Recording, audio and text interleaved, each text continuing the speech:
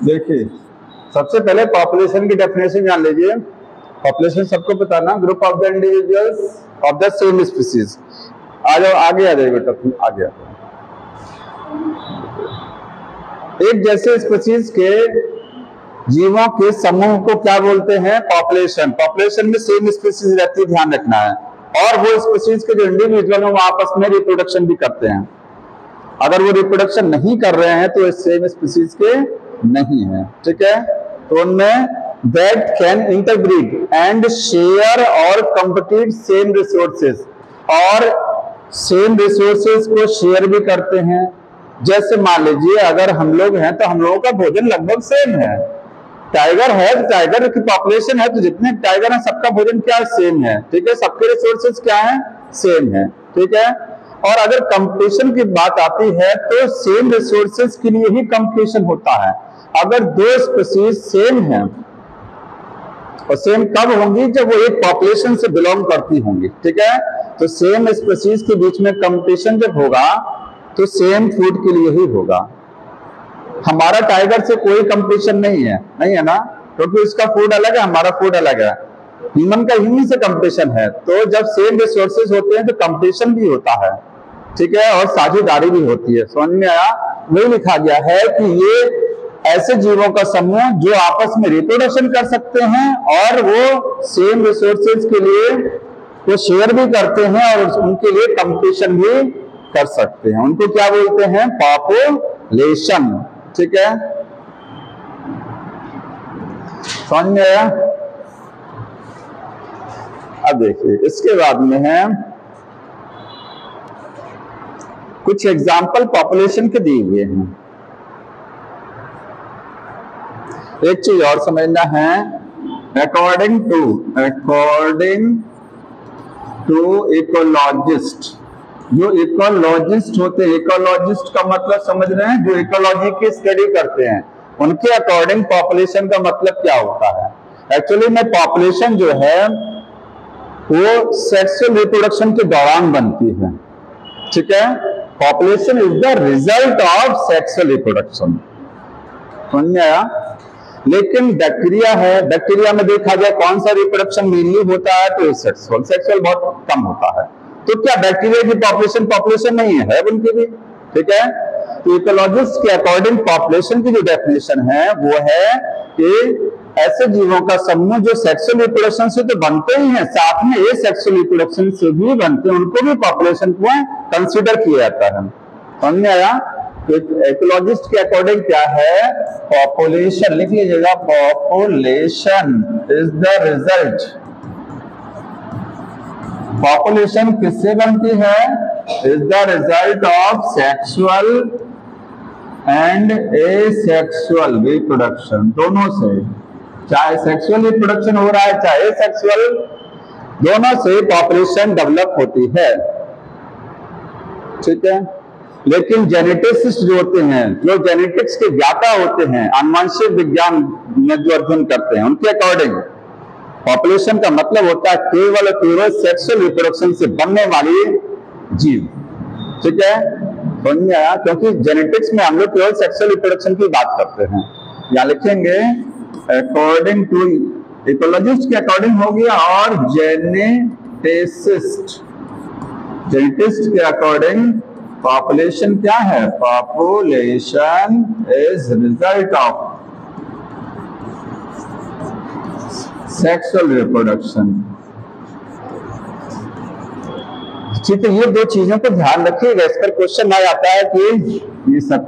ठीक, अगला चीज एग्जांपल बताएंगे पॉपुलेशन के, बहुत सारे एग्जांपल हैं। चूहों की पॉपुलेशन हो गया, ठीक है, गोट की पॉपुलेशन, कोई भी देख लीजिए, बुक में कुछ स्पेशल नाम लिखे गए हैं, बुक में कुछ स्पेशल नाम लिखे हैं, ठीक है, उनको देख लीजिए। लिखा है ऑल कॉर्मोरेंट्स। अब यही थोड़ा खतरनाक हो जाता है, इसका मीनिंग क्या है नहीं समझ पाते हैं आप लोग। ऑल कॉर्मोरेंट्स इन वेटलैंड, मतलब समझ रहे हैं क्या है ये? पूछा जाए which of the following is the example of population. अब ये लाइन लिखा हुआ है, तो है क्या? कॉर्मोरेंट्स का मतलब होता है बर्ड्स, जो जहां पर गीली मिट्टी होती है, जैसे नदी के किनारे का जो एरिया होता है, जहां अर्बेट्स बगुले जो होते हैं टहलते रहते हैं तालाब के किनारे, तो जो नम भूमि होती है आर्द्र, ठीक है, जहां मॉइस्चर ज्यादा होता है, वेटलैंड इसी को बोलते हैं, गीली मिट्टी, ठीक है, उसमें जो कॉर्मोरेंट्स होते हैं, वहां जो पक्षी होते हैं, ठीक है, उनको क्या बोलते हैं? कॉर्मोरेंट्स। वेटलैंड में जो मिलने वाले जो बर्ड्स होते हैं, तो उनका एक समूह है अगर कहीं पर, तो वो क्या एक पॉपुलेशन है। ध्यान रखना, उसमें एक ही स्पीशीज होगी, ऐसा तो होता नहीं है। इस धरती पर कई प्रकार के जीव हैं, तो एक जैसे जीवों को ही हम पॉपुलेशन बोलते हैं, जो सेम स्पीशीज के होते हैं। दूसरा एग्जाम्पल क्या है? फर्स्ट हो गया। दूसरा एक रेड्स इन द आर्ब, कुछ अलग लिखा, रेड्स इन द एबंडेंट, ठीक है, रेड्स इन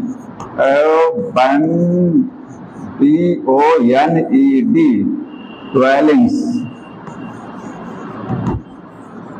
इसका मतलब, ये जो वर्ड लिखा हुआ है इसका मतलब जानते हैं क्या है? खाली। अगर कोई घर खाली पड़ा हुआ है, ठीक है, तो ऐसी जगह को बोलते हैं एबंडेंट। डवेलिंग्स का मतलब स्थान होता है। तो ये कहाँ ज्यादा रहते हैं? कहाँ जहां कबाड़ खाना कोई भी रहता है, खंडर पड़ा हुआ है, कोई स्थान, वहां पर रेट्स बहुत ज्यादा मिल जाएंगे, ठीक है। तो एबंडेंट का मतलब यहाँ पर ये है कि ऐसा घर जहां पर कोई रहता नहीं है। डवेलिंग्स का मतलब स्थान हो गया, ठीक है। ठीक, तीसरा देखिए, थर्ड, इसको तो ध्यान रखिएगा, बाकी तो अब अगला है लोटस। देखिए, टीक वुड ट्री, अगला एग्जांपल है teak wood tree in forest. Forest में सागौन के पेड़, कोई बात नहीं, सागौन के पेड़ की पॉपुलेशन हो गया, शीशम के पेड़ की, आम के पेड़ ढेर सारे, मेड पॉपुलेशन हो गया, ठीक है। तालाब में लोटस है। अगला एग्जांपल लिखा है लोटस एंड पॉन्ड। पॉन्ड में क्या है? लोटस, की भी पॉपुलेशन हो गया, ठीक। और लिखा है bacteria in the culture plate. ये ध्यान रखिएगा, 5 नंबर में है बैक्टीरिया इन कल्चर प्लेट। तो बैक्टीरिया जानते होंगे, कल्चर प्लेट है, यहाँ बैक्टीरिया की कॉलोनी, बैक्टीरिया की, ये सब क्या है? बैक्टीरिया की पॉपुलेशन है, ठीक है। ये सब पॉपुलेशन के एग्जाम्पल हैं।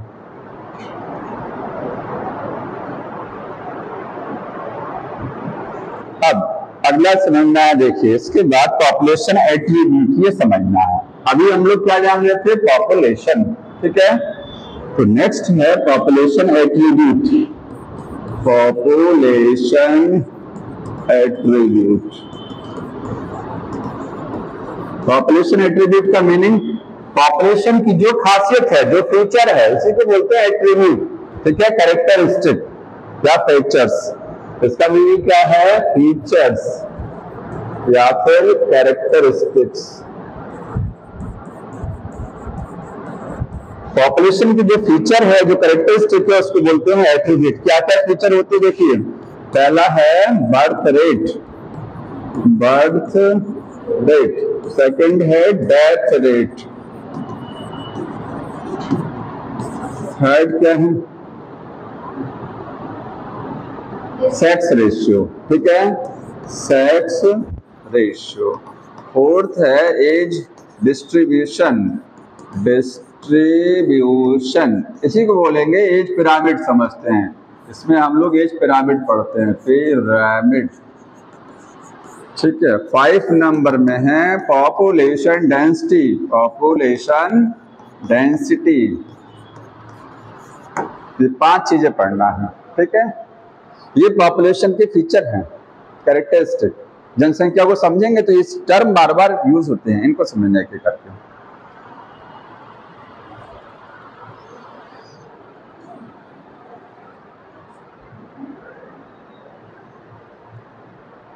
अब इसमें एक चीज ध्यान समझ लीजिएगा,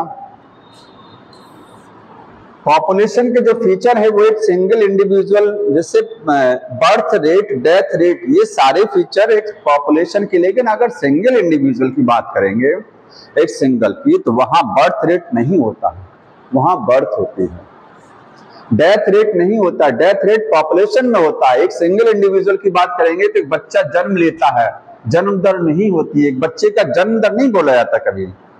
जन्म दर किसकी बोलते हैं? पॉपुलेशन की, ठीक है। डेथ रेट पॉपुलेशन का होता है। सिंगल की बात करेंगे तो birth, death, sex ratio population का है। एक की बात करेंगे तो सेक्स आइदर मेल और फीमेल, सेक्स रेशियो है तो वो पॉपुलेशन की बात की जाती है, तब वहां सेक्स रेशियो पढ़ते हैं हम। एक इंडिविजुअल में या तो मेल होगा, या तो वो फीमेल होगा, या तो इंटरसेक्स हो सकता है, जिसकी हम बात नहीं करते हम लोग, ठीक है। ऐसे ही एज डिस्ट्रीब्यूशन में एज पिरामिड पढ़ते हैं, तो एज पिरामिड पॉपुलेशन में टर्म यूज किया जाता है। एक पर्सन की अगर बात करेंगे तो वहां एज होती है, क्या साल का पर्सन है, कितने उसकी एज है, ठीक है। ये जो टर्म है ये केवल पॉपुलेशन के लिए है, समझ में आ रहा है। यहाँ एक चीज लाइन लिख लीजिएगा कि जो बर्थ रेट है, बर्थ रेट तो ऐसे लिखेंगे फॉर सिंगल इंडिविजुअल। अगर एक सिंगल इंडिविजुअल की बात करेंगे वहां बर्थ होगा, डेथ होगी, ठीक है। सेक्स में मेल या फीमेल होगा, मेल और फीमेल, और एज पिरामिड की जब बात करेंगे यहाँ पर तो एज होगा, ठीक है। इतनी चीजें होती हैं वहां। रेट ये सब नहीं इंक्लूड करते हैं, ठीक है। ये पॉपुलेशन में है और वो एक सिंगल इंडिविजुअल में। समझ में आ रहा है चीज?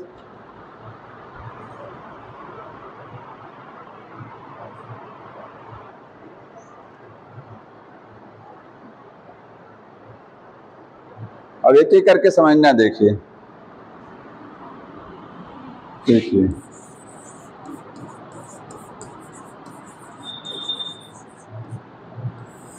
एक चीज और जाने, जितने पॉपुलेशन एट्रीब्यूट हैं ये सभी क्या हैं?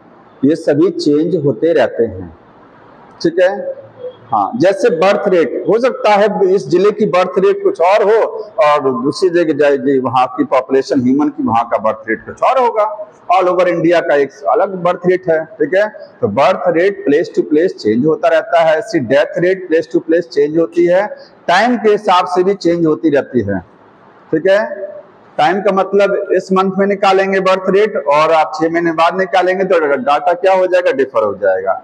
ऐसे ही सेक्स रेशियो है वो भी चेंज होता रहता है मेल फीमेल का, ठीक है। तो बर्थ रेट का मतलब क्या है?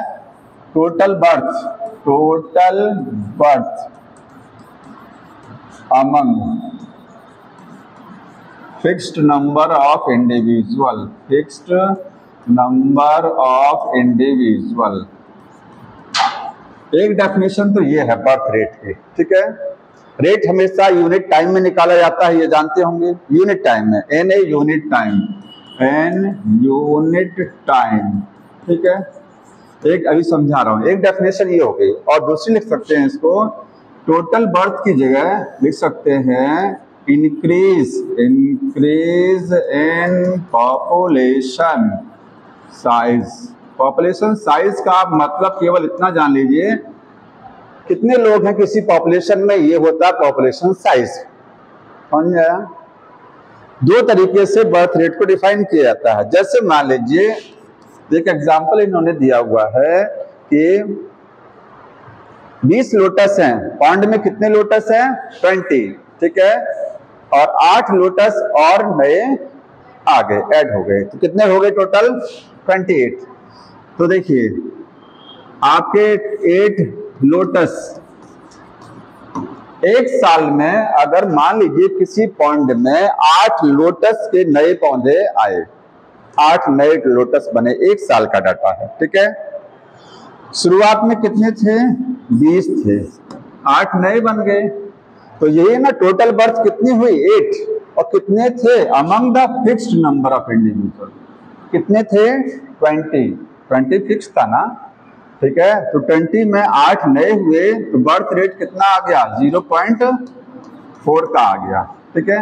ऐसे भी कह सकते हैं कि अगर मैं कहूं कि 20 स्टार्टिंग में था बढ़ करके 28 हो गया तो कितने का इंक्रीज हुआ पॉपुलेशन में, 8 का इंक्रीज हुआ ना। वही देखिए, या तो आप बोलेंगे टोटल बर्थ, तो टोटल बर्थ 8 की है, या तो increase in the population size, population size कितना बढ़ गया, अरे जितना जन्म होगा वही तो बढ़ेगा ना। 20 था, 20 से 28 हो गया बढ़ करके, तो कितना इंक्रीज किया 8 का। समझ में आया? चाहे आप ऐसे बोलिए चाहे आप इस तरीके से बोलिए कि कितनी बर्थ हुई वो भी सही है 8, कितना इंक्रीज हुआ 8 का इंक्रीज हुआ, 20 से 28 में 8 का इंक्रीज हो रहा है। समझ में आ रहा है? और कितना टाइम लग रहा है 1 साल का टाइम वो आगे बोल रहा है। तो 4 लोटस 4 ऑफ स्प्रिंग लिखेंगे, ऑफ स्प्रिंग। अब देखिए थोड़ा सा यही कंफ्यूजन होता है यूनिट बनाने में, आप बुक में पढ़िए 0.4 ऑफ स्प्रिंग। ऑफ स्प्रिंग का मतलब समझ रहे हैं, यहाँ पर ऑफ स्प्रिंग क्या है, लोटस है। यहाँ ऑफ स्प्रिंग क्या है, लोटस है। इसको आप इंडिविजुअल भी बोल सकते हैं, इंडिविजुअल। और इंडिविजुअल क्या है यहाँ पर, लोटस, ठीक है, पर lotus per year. 0.4 lotus per year, इसका मतलब क्या है, दो बार लोटस लिख दिया हूं। देखिए 1 साल में 8 लोटस नए बने, कितने में बने 20 में, तो एक में कितना बनेगा 0.4 बनेगा ना भाई। 20 में 8 नए लोटस बन रहे हैं तो एक में कहेंगे तो 0.4 तो होता ही नहीं है, 0.4 नहीं होता। लेकिन आप अगर निकलना चाहेंगे तो ये 0.4 आ रहा है कि एक लोटस के हिसाब से, ठीक है। 20 में 8 तो एक में कितना, तो एक में आया 0.4, तो वही लिखा है कि 0.4 लोटस पर लोटस। पर लोटस का मतलब एक लोटस में, ठीक है, एक में। समझ में आ रहा है? 20 में 8 है तो एक में कितना हुआ, और पर ईयर, ठीक। ये चीज समझ में आ रही है ना, जो ऑफ स्प्रिंग पर लोटस पर ईयर लिखा है, ऐसे उसमें आएगा। अभी आपका एक और डेथ वाले में आएगा, ठीक है, फ्रूट फ्लाई के केस में है। तो इस तरीके से बर्थ रेट निकाला जाता है, इसी को बोलते हैं पर कैपिटा। एक वर्ड और लिखा गया देखिए, हाँ, पर कैपिटा यही है। इन ए पॉपुलेशन रेट को हम डिफाइन करते हैं पर कैपिटा, ठीक है। एक चीज लिख लीजिएगा इस साइड में, बर्थ और डेथ रेट।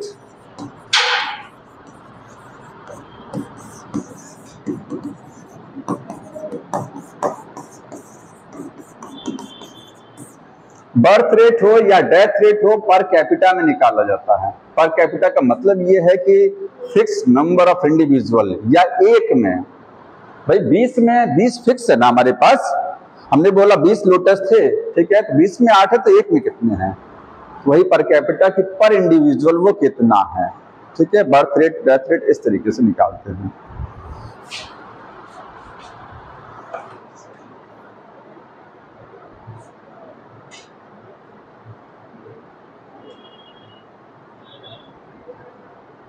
दूसरा एक एग्जांपल डेथ रेट का दिया हुआ, देखिए ये बर्थ रेट हो गया, आगे डेथ रेट। डेथ रेट वही सेम है, टोटल डेथ कितनी हुई, टोटल डेथ कितना हुआ, ठीक है, in fixed number of individual और in unit time, in unit time, एक किसी यूनिट समय में। एग्जाम्पल लिखा है फ्रूट फ्लाई जो है, ठीक है, फ्रूट फ्लाई अगर मान लीजिए 40 है, शुरुआत में 4 की डेथ हो गई, 4 फ्रूट फ्लाई मर गया, शुरुआत में कितनी थी 40 थी, तो बताइए कितना हो गया 0.1, ठीक है, 0.1 ऑफ स्प्रिंग पर फ्रूट फ्लाई पर ईयर। इतना ऑफ स्प्रिंग है, ऑफ स्प्रिंग मर गया पर फ्रूट फ्लाई पर ईयर नहीं बोलेंगे, पर वीक है ये, हर जगह ईयर नहीं लगाते। एक चीज यहाँ ध्यान देना है, यूनिट टाइम हर जीव का अलग अलग हो सकता है, ठीक है। हाँ, कितना मर गए, नहीं, देखिए सुन लीजिए मेरी बात।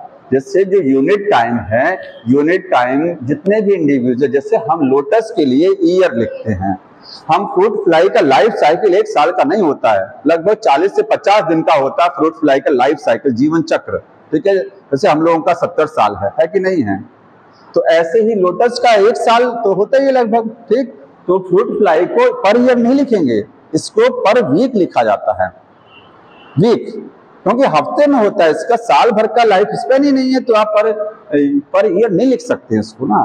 तो यूनिट टाइम अलग अलग जीवों का अलग अलग होता है। कुछ 6 महीने का लाइफ साइकिल किसी का है, ठीक है, किसी का 1 साल का लाइफ साइकिल है, कोई हफ्ते में जिंदा रहता है, ठीक, कुछ दिनों में जिंदा रहते हैं, तो वहां पर डे लिखा जाएगा। समझ में आ रहा है? तो एक लाइन को आप लिख लीजिएगा, इस चीज को नोट करके। बढ़ा दें इसको, हो गया ना? यहाँ लिखेंगे यूनिट टाइम जो है किसमें, बर्थ रेट और डेथ रेट को निकालते समय यूनिट टाइम डिपेंड करता है किस चीज पर, depends on type of individual. Type of individual, अलग अलग जीवों का यूनिट टाइम अलग अलग हो सकता है। ठीक है, जैसे लोटस के केस में पर ईयर लिखेंगे, फ्रूट फ्लाई केस में पर वीक लिखा जाएगा। ये चीज समझ में आ रहा है? एक सवाल यहां से आता है जरूर निकालने के लिए, डेथ रेट या बर्थ रेट, ध्यान रखिएगा। अगला है सेक्स रेशियो। सेक्स रेशियो क्या है? टोटल मेल्स में कितनी फीमेल्स हैं, number of the females among the 1000 males. 1000 males में कितनी फीमेल्स हैं? अगर मान लीजिए किसी कहीं की जनसंख्या टोटल कितनी है, 1 लाख है, तो उसमें 1000 मेल्स के अंदर कितनी फीमेल हैं, उसी के हिसाब से टोटल डाटा निकाल लिया जाता है।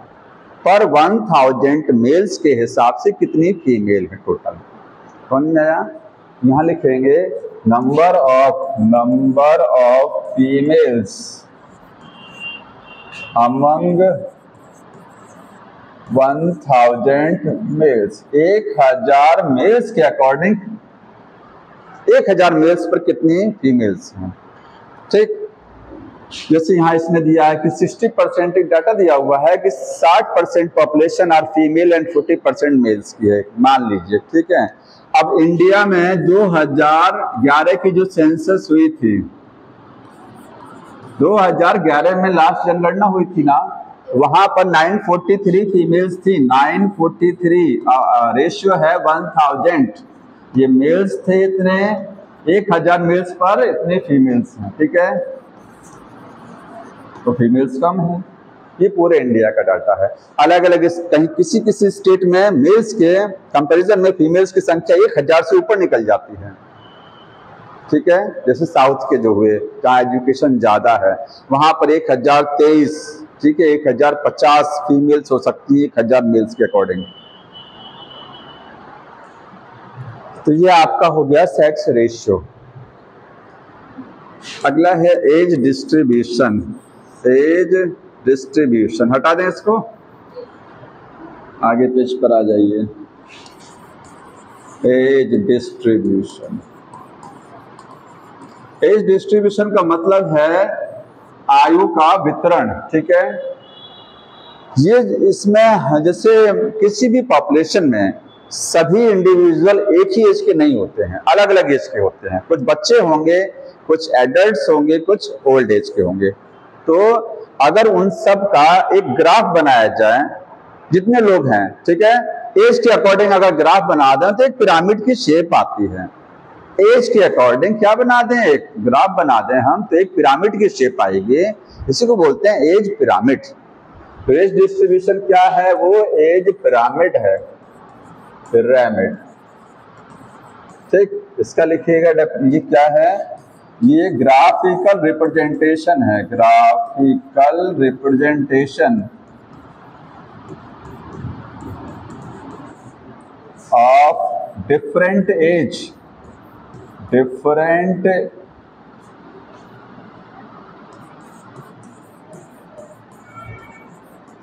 Age group.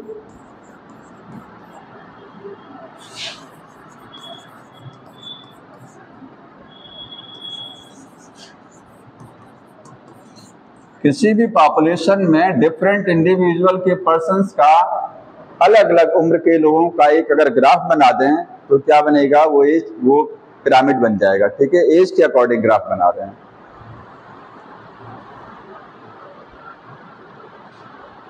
अब एक लाइन लिखा है कि अगर ह्यूमन पॉपुलेशन की बात करते हैं, ह्यूमन पॉपुलेशन के लिए, ठीक है, ह्यूमन पॉपुलेशन के लिए मेल और फीमेल दोनों ग्राफ एक ही पिरामिड में आ जाते हैं। ठीक है, मेल एंड फीमेल जो ग्राफ बनता है वो एक सिंगल पिरामिड में रिप्रेजेंट किया जाता है। लिखा हुआ है age distribution of male and female is combined diagram. Age distribution of male and female in combined, इसको समझ लीजिए क्या है, कंबाइंड डायग्राम। एक ही डायग्राम में मेल और फीमेल दोनों को दिखा देते हैं। जैसे देखिए, अगर ये कर्व बना हुआ है ये, ठीक है, बीच में लाइन खींची हुई है, देखिए सारे 3 टाइप के कर्व दिए हुए हैं, बुक में तीनों में बीच में लाइन खींचा हुआ है। लाइन जो ये है, ये लाइन क्या शो करता है कि एक साइड में आपके मेल लिखे जाएंगे और एक साइड में क्या है, फीमेल को शो किया जाएगा। समझ में आया? जैसे मान लीजिए किसी भी पॉपुलेशन में 1000 लोग हैं, 1000 की पॉपुलेशन है, तो 1000 में अगर मान लीजिए कि 700 क्या है, मेल्स हैं, तो मेल्स को इधर दिखा जाएगा और 300 क्या है, फीमेल्स है, तो फीमेल्स को यहाँ है। टोटल 1000 की पॉपुलेशन वो हो गई इस तरीके से। तो इधर मेल को रिप्रेजेंट करते हैं और इधर क्या करते हैं, फीमेल को। ठीक, ये पिरामिड 3 तरीके का हो सकता है। ठीक, 3 टाइप का, एक एक्सपोनेंशियल है, एक्सपेंडिंग, स्टेबल और डिक्लाइनिंग। तो टाइप्स में 3 टाइप का है, 3 टाइप्स ऑफ एज पिरामिड। पहला एज पिरामिड आपको इस तरीके से बनेगा, एक्सपेंडिंग। देखिए पहला कौन सा है, एक्सपेंडिंग, ठीक, दूसरा है स्टेबल और तीसरा है डिक्लाइनिंग। इसका डायग्राम देखिए, एक्सपेंडिंग कैसे बनेगा, ये देखिए इस तरीके से।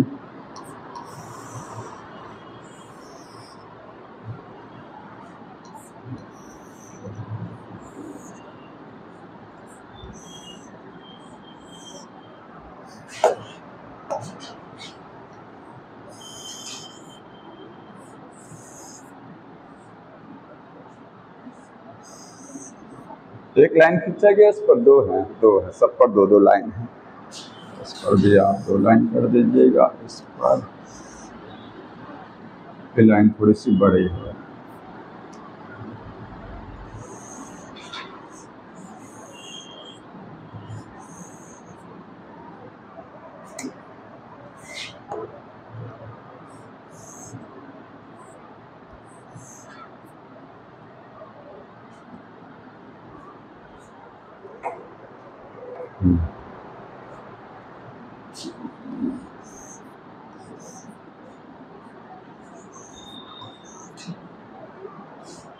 देखिए ये सबसे नीचे की जो लाइन दिखाई जाती है, ये है प्री रिप्रोडक्टिव एज इंडिविजुअल। ठीक है, इसको बोलते हैं प्री रिप्रोडक्टिव वाले। तीनों में यही है, ये वाली लाइन जो दिखा रहे हैं, ये वाली।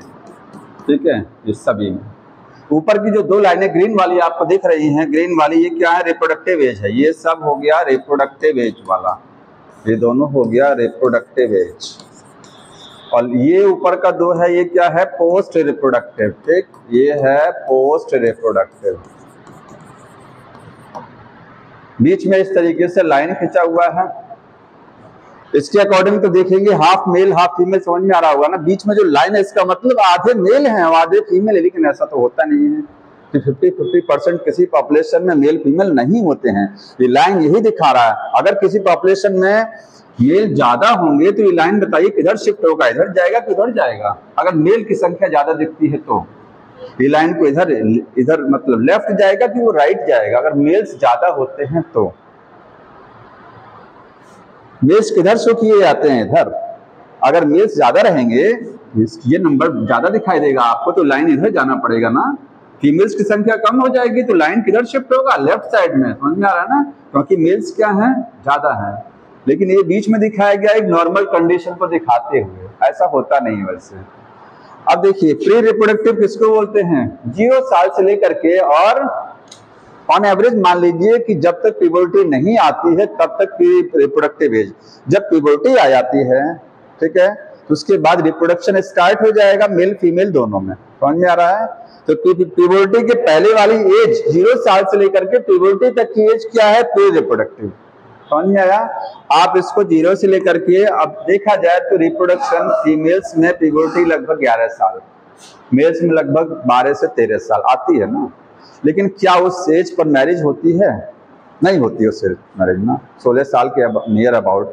तो ये लगभग माना जाता है 15 से 16 साल जो प्री रिप्रोडक्टिव वाली एज होती है, भले प्यूबर्टी आ जाती है पहले, ठीक है।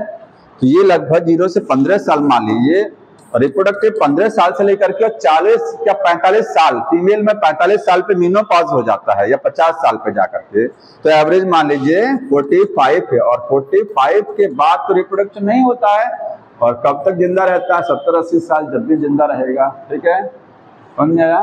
वो यहाँ इसका, तो ये 3 एज ग्रुप समझ में आ रहा है ना। एज ग्रुप के अकॉर्डिंग हम क्या है, ग्राफ बना रहे हैं। और ये एज ग्रुप किसके आधार पर बना है, ये रिप्रोडक्शन के आधार पर हमने एज ग्रुप बनाया है। 3 टाइप के जो एज ग्रुप लिखे हैं ये किसके बेसिस पर हैं, प्रजनन के आधार पर। कौन प्रजनन नहीं कर रहा है, कौन कर रहा है, कौन बंद कर दे रहा है लास्ट में जाकर के, ठीक है।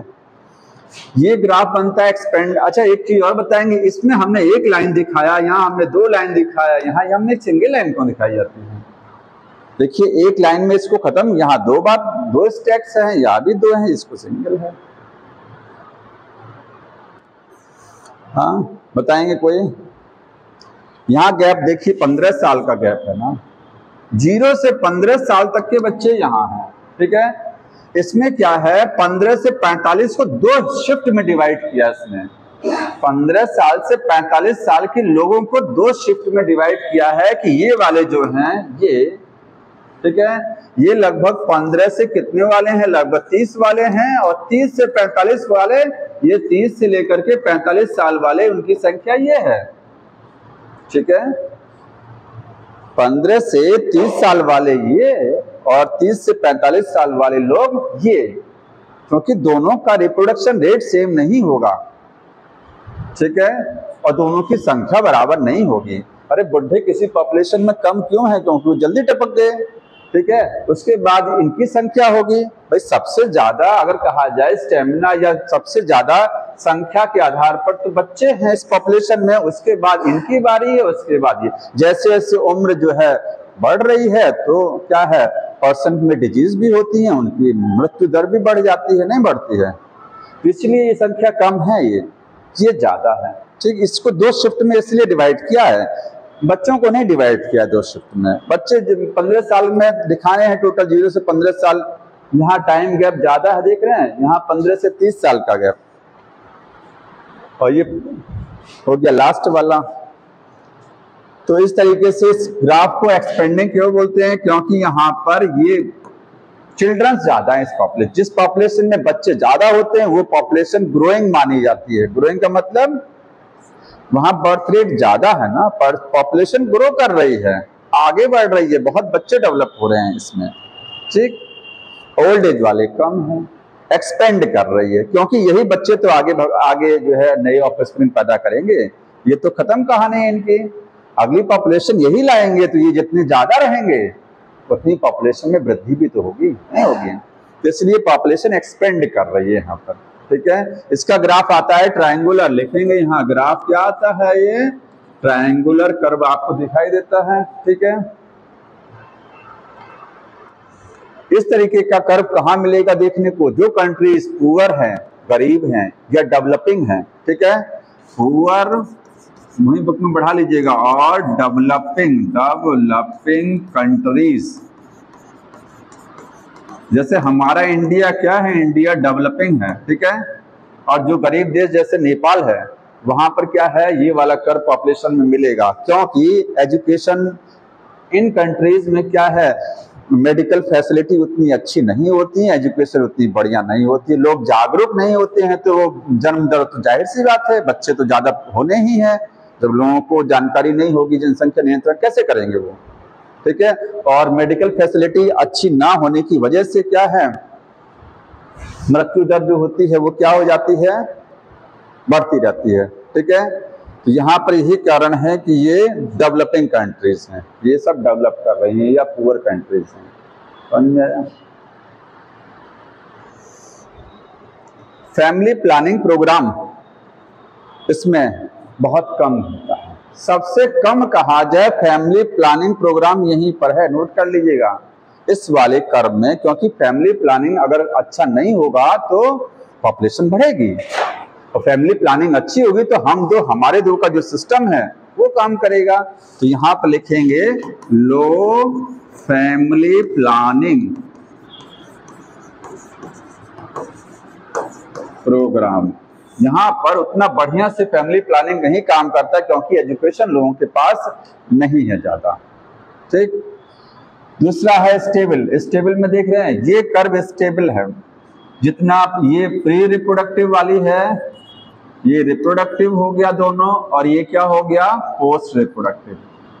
जितने बच्चे हैं उतने ही क्या हैं, मतलब मिडिल एज वाले हैं, मिडिल एज वाले लोग और बच्चों की संख्या क्या है, बराबर है, ठीक है। मतलब कह सकते हैं जितने पेरेंट्स उतने ही बच्चे हैं, क्योंकि ये ऊपर वाले ये पेरेंट्स हैं, इन्हीं के तो ये बच्चे हैं, नहीं हैं, इनके ही ये बच्चे हैं, ठीक।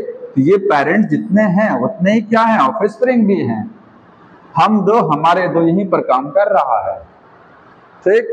तो पॉपुलेशन ग्रोथ जो है वो 0 है, ग्रोथ रेट पॉपुलेशन का 0 है, पॉपुलेशन नहीं बढ़ रही है, स्टेबल है, फिक्स है। 1000 लोग हैं किसी जगह तो 1000 ही चल रहे हैं, भाई पेरेंट हैं, पेरेंट के 2 बच्चे हो गए, पेरेंट हस्बैंड वाइफ खत्म, तो उनकी जगह कौन ले लिया, बच्चे ले लिए, फिर ऐसे चल रहा है सिस्टम, ठीक है। 2 से 4 नहीं हो रहे हैं, 2 के 2 ही चल रहे हैं सब। हाँ, तो ये चूंकि ये दोनों क्या है, बराबर संख्या में, जितनी संख्या इनकी उतनी संख्या इनकी, इसलिए स्टेबल है, इनसे ज्यादा मतलब नहीं है, क्योंकये तो हर जगह कम है, ये तो हर पॉपुलेशन में आपको कम दिखाई देंगे, दिख रहा ना। ये आपको कहा, ये जो कर्व है ये बेल शेप दिखता है, बेल शेप्ड का मतलब समझ रहे हैं, घंटी के आकार का। ये देखिए ट्रायंगुलर कर्व है, ये ट्रायंगुलर बन रहा है, और ये कर्व आपको कुछ घंटी नुमा दिखाई दे रहा है, बेल शेप्ड कर्व। ये कर्व कहाँ मिलेगा, जो डेवलप्ड विकसित देश हैं, ठीक है, यूएसए हुआ, जो डेवलप कंट्रीज हैं आपकी, तो ये आपको डेवलप्ड कंट्रीज में मिलेगा, क्योंकि वहां पर क्या है, वहां पर फैमिली प्लानिंग पर बहुत विशेष ध्यान दिया जाता है और एजुकेशन पर लोगों के पास अच्छे हैं, ठीक है। तो डेवलप्ड कंट्री एग्जांपल यूएसए में आपको ये कर्व मिलेगा, स्टेबल पॉपुलेशन रहती है, पॉपुलेशन बहुत ज्यादा नहीं बढ़ती है। ऐसा नहीं होता कि 100% बराबर नहीं होता, ध्यान रखिएगा, ये लगभग है, ऐसा नहीं कि जितने बच्चे एग्जिट उतने ही पेरेंट्स होंगे, नहीं, ऐसा नहीं होता है, ठीक। पीछे समझ में आ रहा है। डिक्लाइनिंग का मतलब पॉपुलेशन घट रही है, बच्चों की संख्या अगर कम हो गई और मिडिल एज वाले लोग जो हैं, जो रिप्रोडक्शन कर सकते हैं, उनकी संख्या ज्यादा है, पेरेंट्स की, बच्चों की संख्या कम है, इसका मतलब क्या है, पॉपुलेशन घट रही है, नई जो है नए इंडिविजुअल नहीं पैदा हो रहे हैं, ठीक। ये देखिए यहाँ पर प्री रिप्रोडक्टिव वाले क्या हैं, बच्चे हैं, चिल्ड्रंस कम, और एडल्ट्स क्या हैं, मोर हैं, तो ये पॉपुलेशन घट रही है। और ये क्या है, ओल्ड एज वाले, ये तो कम रहते हैं। इस कर्व को देखेंगे तो ये आपको अर्न शेप का दिख रहा है, कलश, ये देखिए कलश ऐसा होता ना, ठीक है, ऊपर भी नैरो, नीचे भी नैरो, बीच में ब्रॉड। ब्रॉड क्यों हुआ, इनकी वजह से, ये जो है इनकी लंबी ज्यादा है, ये क्या हो गया, बीच में से ब्रॉड दिख रहा है, ऊपर वाले कम, नीचे वाले कम, ये आता अर्न शेप्ड। तो अर्ण का मतलब है कलश की नुमा, ठीक। और ये था बेल शेप्ड कर्व। ये कर्व कहाँ देखने को मिलेगा, बहुत ही ज्यादा हाईली डेवलप्ड, ये डेवलप्ड है और वो उनसे भी ज्यादा एडवांस है, चाइना और जापान, ठीक है, हाईली डेवलप्ड कंट्रीज में मिलेगा, हाईली डेवलप्ड। जहां पर चिल्ड्रंस पैदा करना, बच्चे उत्पन्न करना लोग थोड़ा अवॉइड भी करते हैं। फैशन के दौर में एकदम मतलब चिल्ड्रंस ही नहीं डेवलप कराते हैं, ठीक है, बहुत कम। तो जब चिल्ड्रंस कम होंगे और एडल्ट ज्यादा हैं, यहाँ लिखेंगे चाइना हो गया और क्या है, जापान हो गया, ठीक। वहां पर आपको इस तरीके का कर्व मिलेगा। या लोगों की लाइफ स्टाइल ऐसी होती है कि बच्चे डेवलप ही नहीं होते हैं, बच्चे उत्पन्न ही नहीं होते हैं, जो आज के हमारे इंडिया में भी ऐसा कुछ, ठीक है, धीरे धीरे प्रॉब्लम क्रिएट हो रही हैं। तो ये 3 टाइप का कर्व है ये, ठीक है। अगला देखिए पॉपुलेशन साइज समझना है। हमने बर्थ रेट बता दिया, डेथ रेट हो गया, सेक्स रेशियो हो गया, एज डिस्ट्रीब्यूशन हो गया, और अभी क्वेश्चन करा दूंगा, इसका ज्यादा क्वेश्चन हैवी नहीं है। अगला है पॉपुलेशन डेंसिटी। पॉपुलेशन डेंसिटी, इसको हिंदी में जनसंख्या घनत्व बोलते हैं, और पॉपुलेशन डेंसिटी और पॉपुलेशन साइज में अंतर है, ठीक है, लिख लीजिएगा। पॉपुलेशन साइज क्या है? पॉपुलेशन साइज का मतलब है नंबर ऑफ इंडिविजुअल किसी जगह पर, ठीक है, टोटल नंबर ऑफ इंडिविजुअल को हम लोग क्या बोलते हैं? Population size. अगर पॉपुलेशन जनसंख्या आकार बोला जाता है, लोग ज्यादा हैं किसी पॉपुलेशन में तो साइज बड़ा है, कम है तो कम है, ठीक है। तो ये डिफाइन करता है, define number of individual, number of individual in A population, किसी पॉपुलेशन में कितने लोग हैं उसका मतलब पॉपुलेशन साइज हो गया, ठीक है। और पॉपुलेशन डेंसिटी को यूनिट एरिया में निकाला जाता है। पॉपुलेशन साइज मतलब जैसे ये एरिया इतना है तो इतना बड़ा रूम हो गया, ठीक है, इसमें इतने लोग बैठे हैं, मान लीजिए 10 लोग बैठे हैं, तो पॉपुलेशन साइज कितना हो गया? 10। अभी 10 और आ जाए, 20 बैठ जाए, पॉपुलेशन साइज कितना हो जाएगा? 20 हो जाएगा। लेकिन पॉपुलेशन डेंसिटी जो है वो अलग तरीके की होगी। पॉपुलेशन डेंसिटी में यूनिट एरिया से डिवाइड करते हैं घनत्व। डेंसिटी को कैसे निकालेंगे? Unit area. ज्यादा लोग आ जाएंगे तो डेंसिटी क्या हो जाएगी? हाई हो जाएगी, ठीक है। कम लोग रहते हैं, डेंसिटी क्या रहती है? कम रहती है। एरिया तो वही रहता है ना, एरिया तो घट बढ़ नहीं रहा है, लोगों की संख्या कम हो सकती है यहाँ से या ज्यादा हो सकती है, एरिया तो फिक्स है यहाँ पर, ठीक। तो उसके अकॉर्डिंग डेंसिटी घटेगी और बढ़ेगी। तो डेंसिटी का मतलब है पॉपुलेशन साइज। पॉपुलेशन साइज को जब डिवाइड करेंगे एरिया से तो आ जाएगा पॉपुलेशन डेंसिटी, ठीक है। अब जो इसकी डेफिनेशन लिखी गई है वो ये लिखी गई है कि टोटल इंडिविजुअल कितने लोग हैं? इंडिविजुअल कितने लोग हैं? N unit area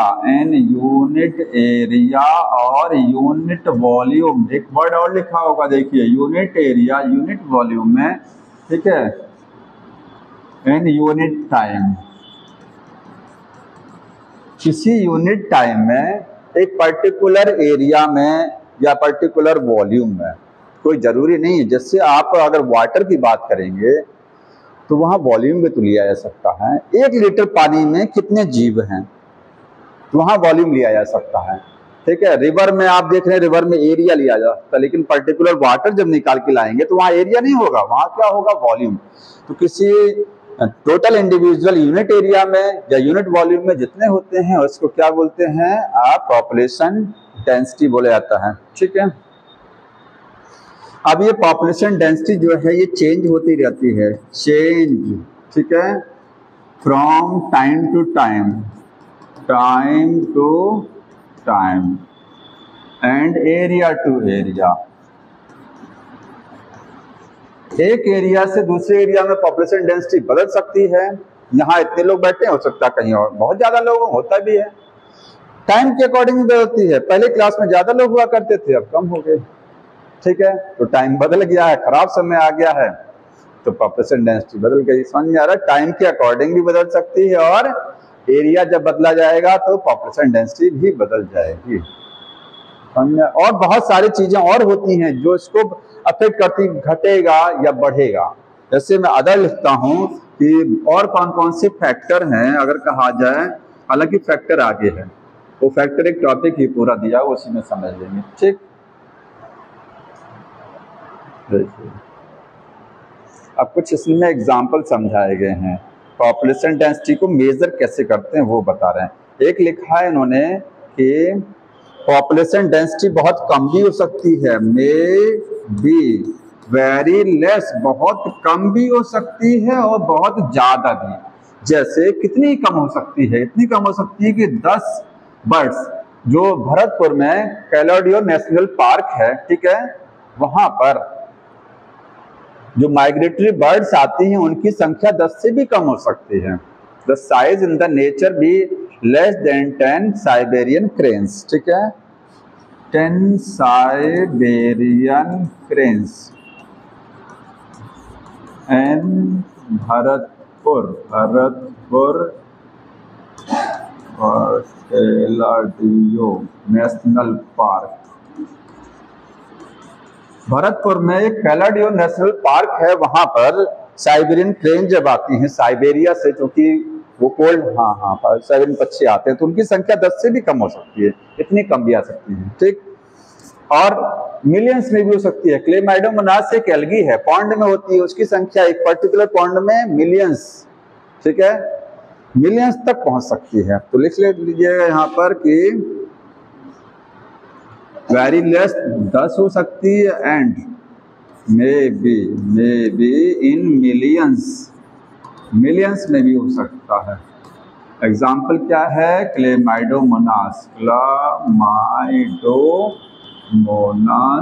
in pond में। ये कुछ एग्जाम्पल ध्यान रखना है। ठीक, अब पॉपुलेशन डेंसिटी को कैसे मेजर करेंगे? सबसे अच्छा तरीका तो जो है नंबर ऑफ इंडिविजुअल से काउंट कर लेंगे, पॉपुलेशन डेंसिटी पता लग जाएगी। ठीक है, तो यहां पर देखिए, हटा दूं मेथड्स।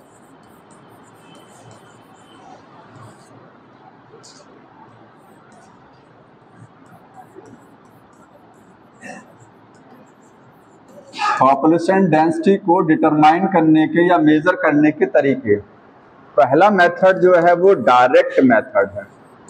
डायरेक्ट मेथड, इसी को बोलते हैं एब्सोल्यूट मेथड।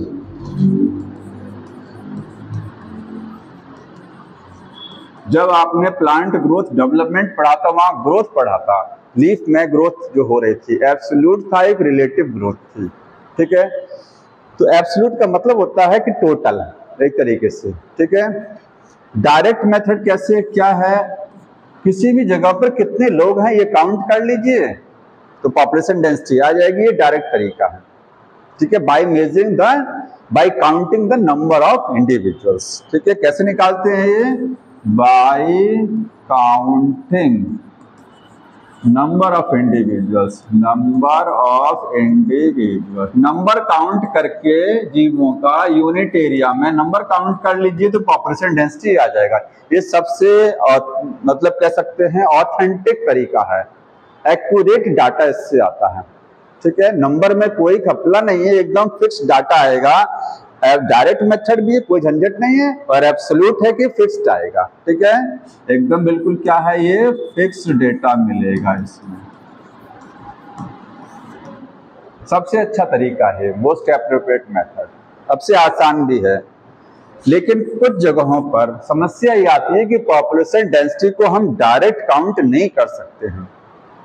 ठीक है, डायरेक्ट काउंट नहीं कर सकते हैं। यहाँ पर एक देखिए, इन्होंने लिखा है कि कुछ केसेस में ऐसा हो सकता है कि पॉपुलेशन डेंसिटी आप काउंट कर रहे हैं, मीनिंगलेस भी हो सकता है। मीनिंगलेस का मतलब बिना मतलब वाला।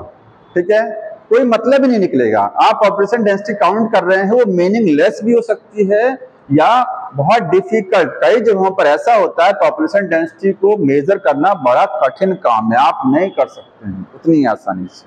ठीक है, यहाँ पर मैं एक लाइन लिख रहा हूं कि इन सम केसेस, कुछ केसेस में मेजरमेंट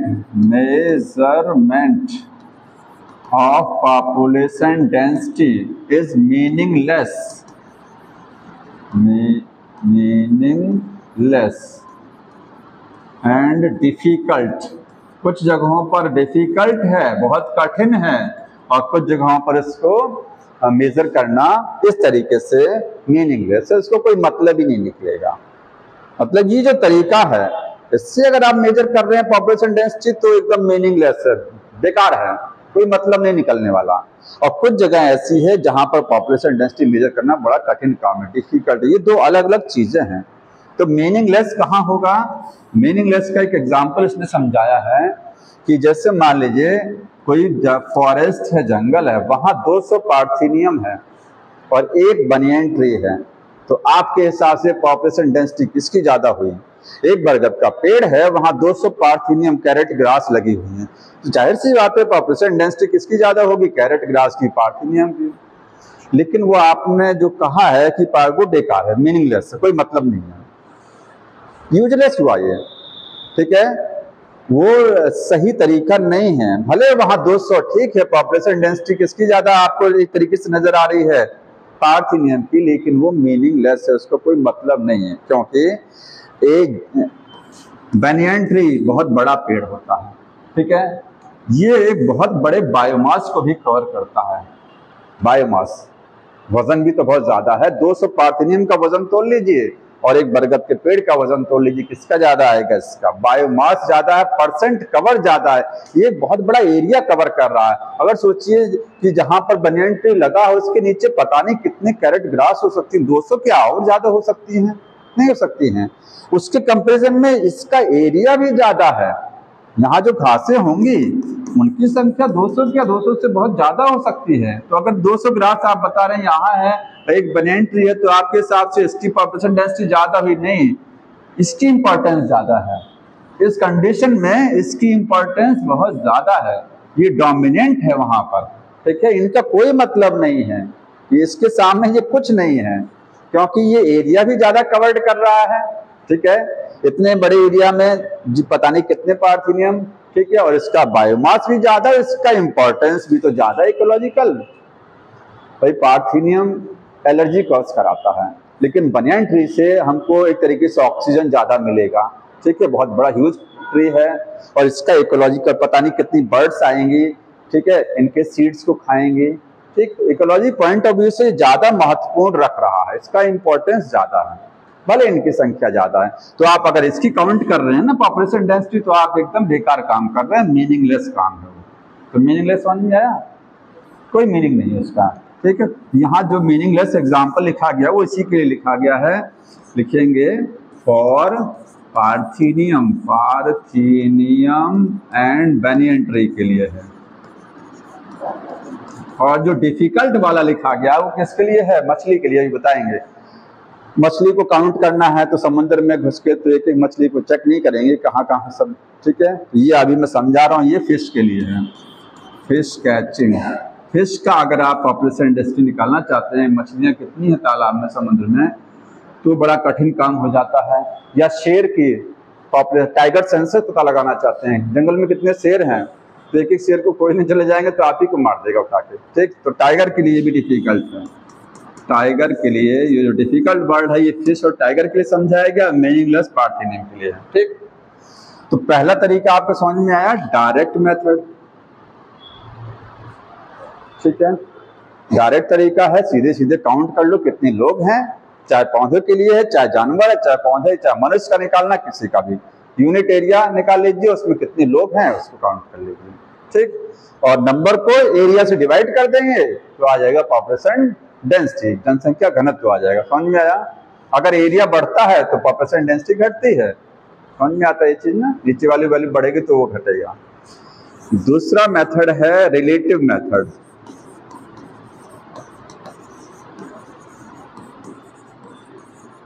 एक तो हो गया डायरेक्ट मेथड, ठीक है, और दूसरा जो तरीका है वो अदर मेथड में, आप हेडिंग डाल दीजिएंगे यहाँ अदर, मैं रिलेटिव मेथड लिख रहा हूँ, ठीक है। और रिलेटिव मेथड में देखिए, पहले रिलेटिव को समझ लीजिए, वो इससे हट करके, अगर आपको बैक्टीरिया का पॉपुलेशन डेंसिटी निकालना है, बैक्टीरिया का, ठीक है, जो कि एक एग्जांपल यहाँ लिखेंगे, बैक्टीरिया के लिए भी वही टर्म है, आपके पास प्लेट है, प्लेट में बैक्टीरिया है, ये मैंने 3 बनाया, 3 बैक्टीरिया नहीं है, 3 कॉलोनी बनाया। इसके अंदर पता नहीं कितने लाखों की संख्या में बैक्टीरिया होंगे, देखिए होंगे ना। एक एक बैक्टीरिया को काउंट करना बड़ा कठिन काम है। बैक्टीरिया हैं, आपने आज देखा 3 है, ठीक, इतने हैं, 10 दिन बाद देखेंगे बहुत ज्यादा हो जाएंगे, कैसे काउंट करेंगे, बड़ा कठिन काम है। तो काउंट करने के लिए इनकी 3 कॉलोनी दिख रही हैं, और 1 हफ्ते बाद हो सकता है बढ़ करके 5 कॉलोनी आ जाए। कितनी हो सकती हैं? 5। तो नंबर ऑफ कॉलोनी आप गिन लेंगे तो एक आइडिया लग जाएगा कि बैक्टीरिया में पॉपुलेशन ग्रोथ हो रही है कि नहीं हो रही है, ठीक है। अगर नंबर ऑफ कॉलोनी किसी वजह से घट गया, एंटीबायोटिक का किसी इन्फेक्शन की वजह से, तो नंबर ऑफ कॉलोनी घट भी सकती हैं और बढ़ भी सकती हैं। बैक्टीरिया मर गए किसी वजह से तो नंबर ऑफ कॉलोनी घटेगा, और बढ़ेगा तो पॉपुलेशन डेंसिटी बढ़। हम एक एक बैक्टीरिया को काउंट नहीं करते, ये है रिलेटिव मेथड। रिलेटिव का मतलब कोई डायरेक्ट तरीका ये नहीं है, ठीक है, समझ में आया। बैक्टीरिया में पॉपुलेशन डेंसिटी के लिए कॉलोनी, बैक्टीरियल कॉलोनी के नंबर का सहारा लिया जाता है, कॉलोनी का नंबर गिनते। तो यहाँ रिलेटिव मेथड में किसके लिए है? इन बैक्टीरिया, बैक्टीरिया के केस में, ठीक है। पॉपुलेशन डेंसिटी कैसे मेजर करेंगे? मेजर करेंगे bye counting number of colonies. उनकी कॉलोनीज को गिन लीजिए।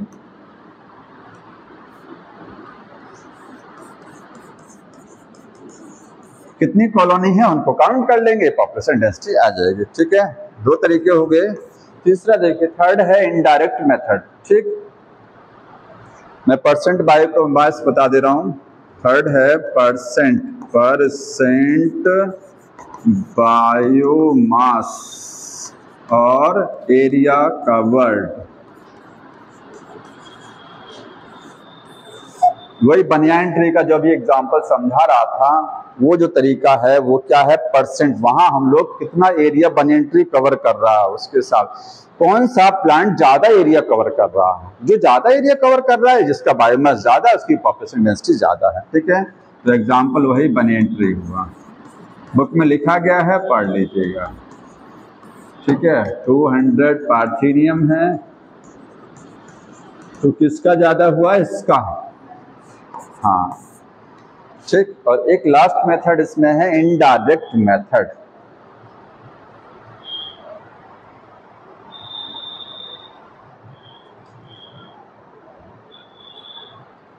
देखिए,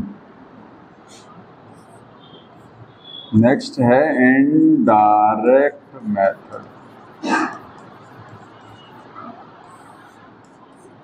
रिलेटिव वाले में एक चीज और समझ लीजिएगा, रिलेटिव में एक एग्जांपल और बढ़ाइएगा। जैसे देखिए, फिश कैचिंग जब करते हैं, मछलियों की जनसंख्या पता लगाने के लिए, तो समुद्र में जाल फेंकते हैं। हम एक एक मछली खोजने नहीं जाते ना, तो जाल फेंकते हैं। जितने एरिया में आपने जाल फेंका है, सिंगल कैच, एक बार जाल फेंका, उसको बोलते हैं सिंगल कैच। उसमें जितनी फिशेज आ जाती हैं, ठीक है, उनको काउंट कर लीजिए। जैसे पर्टिकुलर एरिया में जब जाल फेंका गया, चाहे समुद्र हो चाहे रिवर हो, ठीक है, तो इतने एरिया में फेंका गया है, इस एरिया को तो आप जानेंगे कितना एरिया में फेंका गया है, इस एरिया को काउंट कर लीजिए, ठीक है।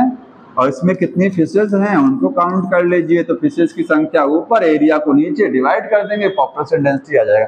वो एक सिंगल कैच में आया है, ठीक है। वही आइडिया लगा लेते हैं कि पूरे ओशियन में भी ऐसा ही होगा। जो सिंगल कैच में हमारे पास आया, वही पूरे वाटर में वही होगा लगभग, समझ में आया? ये होता है। जैसे एक चावल अगर पक गया तो मान लिया जाता है ना कि पूरा पक गया होगा, ठीक, कुकर में। तो उसमें एग्जाम्पल बढ़ा लीजिएगा, जहाँ रिलेटिव लिखा गया ना, रिलेटिव वाले में कि इन केस ऑफ फिश बढ़ाइएगा, in case of fish, fishes के केस में population density measured in single catch. एक सिंगल कैच में CATCH कितनी फिशेज आ रही हैं, उससे आइडिया निकाल लेते हैं। अब इनडायरेक्ट मेथड क्या है? टाइगर वाला है। देखिए, इससे किसकी पॉपुलेशन का करते हैं? टाइगर सेंसस करते हैं।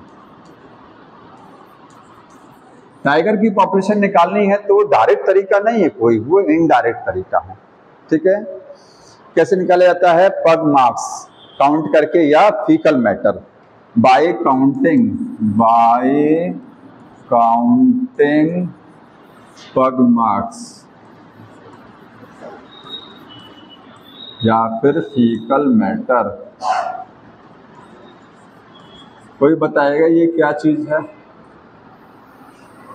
कैमरे लगे होते हैं फॉरेस्ट में, नाइट विजन वाले, जो नाइट रात में दिखता जिससे, ठीक है, क्या कौन सा कैमरा होता है उसको? इंफ्रारेड, जो इंफ्रारेड कैमरा आता है जो रात में पिक्चर देता है, ठीक। तो वो जो है ऐसी फॉरेस्ट में, जंगलों में पेड़ पे लगा दिए जाते हैं, ठीक।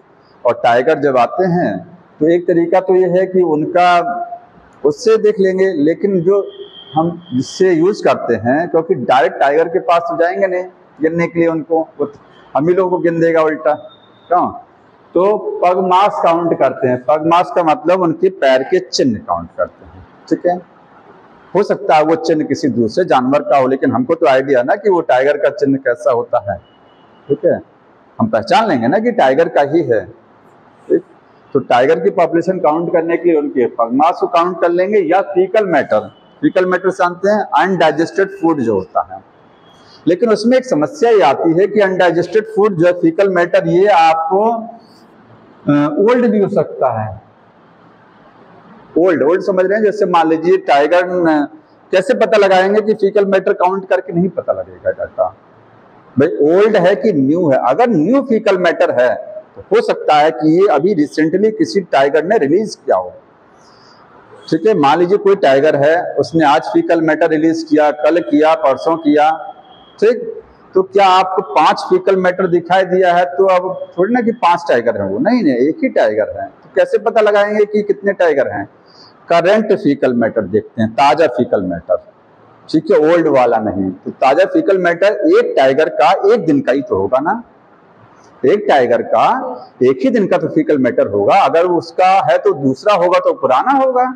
तो इसलिए करंट वाला देखते हैं, ताजा जो फीकल मैटर है उनको काउंट कर लेते हैं, उनकी संख्या कितनी है, तो एक आइडिया लग जाता है कि हाँ, जितने फीकल मैटर हमको दिख रहे हैं फॉरेस्ट में, हो सकता है भाई किसी का पेट खराब हो, वो 4 बार गया हो टाइगर, हो सकता है कोई 1 बार भी ना गया हो, ऐसा भी तो हो सकता है। वो चीज अलग है, एक आइडिया मिल जाता है कि एक टाइगर 1 बार में सुबह गया होगा, ठीक है, फ्री होने। तो करंट फीकल मैटर को काउंट करके हम आइडिया लगा लेते हैं। इनडायरेक्ट, डायरेक्ट तरीका नहीं है।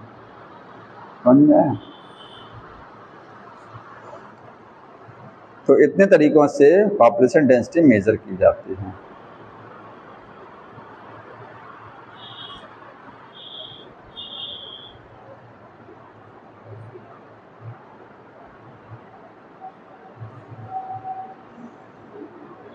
अब पॉपुलेशन, एक चीज और समझिए, देखिए, पॉपुलेशन डेंसिटी डिपेंड्स ऑन, अगर आए क्वेश्चन में किस चीज पर निर्भर करता है, अब आप बताएंगे किस चीज से पॉपुलेशन डेंसिटी चेंज हो सकती है, कौन कौन से फैक्टर हैं जो इसको प्रभावित करते हैं। पहला देखिए, इसी में पढ़ेंगे हम लोग बर्थ रेट। अगर बर्थ रेट ज्यादा है तो पॉपुलेशन डेंसिटी क्या होगी? बढ़ जाएगी, ठीक है। डेथ रेट ज्यादा है तो पॉपुलेशन डेंसिटी क्या हो जाएगी? अगर ये ज्यादा है तो ये घट जाएगी, ठीक है। बर्थ रेट ज्यादा है, पॉपुलेशन डेंसिटी बढ़ेगी, ये घटाएगा। और एक वर्ड है इमिग्रेशन। इमिग्रेशन का मतलब समझ रहे हैं? हाँ, इमिग्रेशन का मतलब कहीं किसी पॉपुलेशन में बाहर से कोई अगर आ जा रहा है, इतने लोग बैठे हैं, बाहर से कोई आके बैठ जाए, पॉपुलेशन बढ़ा देगा तुरंत वो। तो इमिग्रेशन से पॉपुलेशन डेंसिटी बढ़ती है। और इमिग्रेशन का मतलब है, इमिग्रेशन पॉपुलेशन से किसी जीव का बाहर जाना, वो है इमिग्रेशन। ये घटाएगा पॉपुलेशन डेंसिटी को। और बताइए इसके अलावा, ये तो है ही है, इसके अलावा है और फैक्टर जो स्टार्टिंग में बुक में लिखा है कि प्रीडेशन प्रेशर। प्रीडेशन प्रेशर ये बुक में स्टार्टिंग में लिखा है। प्रीडेशन प्रेशर जानते हैं क्या है? शुरू में लिखा है, शुरू के पैराग्राफ में इसको जो आगे का हेडिंग बनाया इन्होंने, पॉपुलर ग्रोथ मॉडल बनाया ना, उसी में शुरुआत की लाइनों में लिखा है, पढ़ लीजिएगा इसको ऐसे। अगर कहीं पर जैसे टाइगर, किसी फॉरेस्ट में सोचिए टाइगर बहुत ज्यादा है, तो क्या डियर की पॉपुलेशन ज्यादा हो जाएगी? नहीं होगी ना। एक फॉरेस्ट वहाँ टाइगर बहुत ज्यादा है तो वहाँ डियर की पॉपुलेशन डेंसिटी कम होगी, और एक फॉरेस्ट वहाँ टाइगर कम है तो डियर और ये सब बहुत ज्यादा हो जाएंगे, नहीं होंगे। प्रेडेटर जब प्रेडेटर का प्रेशर ज्यादा रहेगा तो पॉपुलेशन डेंसिटी क्या हो जाएगी, कम रहेगी। ठीक है, तो ये क्या करती है, ये रिड्यूस करती है, घटाती है, रिड्यूस, इसको तो अभी समझेंगे हम, इसलिए इसमें मैंने कुछ लिखा नहीं है। Reduce population density, population density को क्या करती है, ये घटाता है, ये प्रेशर। ठीक, दूसरा क्या चीज है और कैसे घटे बढ़ेगा, कंपटीशन। कंपटीशन हमेशा सेम स्पीशीज में होता है, ध्यान रखिएगा। ठीक है, तो कंपटीशन अमंग इंडिविजुअल, किसी पॉपुलेशन में जितने लोग हैं अगर उनमें कंपटीशन फास्ट है, ज्यादा है, तो पॉपुलेशन डेंसिटी घट जाएगी। ये क्या करता है, ये कंपटीशन घटाता है। ठीक है, डिक्रीज करेगा, ये भी डिक्रीज या रिड्यूस करेगा पॉपुलेशन डेंसिटी। कंपटीशन ज्यादा तो पॉपुलेशन डेंसिटी कम, भाई लोग मरेंगे ना, डेथ रेट बढ़ जाएगा तुरंत। और बताएंगे, एक होता है बायोटिक पोटेंशियल। ठीक है, बायोटिक पोटेंशियल, बायोटिक पोटेंशियल या इसी को बोलते हैं रिप्रोडक्टिव पोटेंशियल। किस जीव के अंदर कितना इंडिविजुअल उत्पन्न करने की क्षमता है। ठीक, कुछ जीव ऐसे होते हैं जिनके 2 इंडिविजुअल हैं, 2 ऑफस्प्रिंग बनाते हैं, कुछ 4 बनाते हैं, कुछ 10 बनाते हैं, तो उनका रिप्रोडक्टिव क्षमता कितनी है।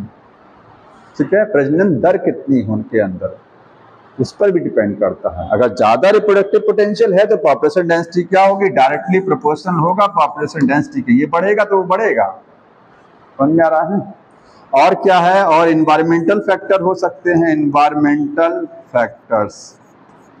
तो इन्वायरमेंटल फैक्टर कुछ नहीं है, वो इसी को प्रभावित करते हैं। अगर इन्वायरमेंट अच्छा नहीं है, ठीक है, एडवर्स है, विपरीत है, तो पॉपुलेशन जन्म दर घट जाएगा, तुरंत मृत्यु दर बढ़ जाएगा। कुछ सुनामी आ गया, ऐसा कुछ नेचुरल डिजास्टर हो गया तो पॉपुलेशन डेंसिटी क्या हो जाएगी, तुरंत घट जाएगी, नहीं घटेगा। तो इन्वायरमेंटल फैक्टर की वजह से क्या होता है, घटती और चेंज होती है। अगर ये लिखिएगा, ये अगर not in favour, if not favourable, अगर फेवरेबल नहीं है, इन्वायरमेंट विपरीत है, फेवरेबल नहीं है, तो क्या होगा, पॉपुलेशन डेंसिटी क्या करेगी, रिड्यूस करेगी तब। और अगर इन्वायरमेंट अपने फेवरेबल में है तो पॉपुलेशन डेंसिटी बढ़ जाएगा तुरंत।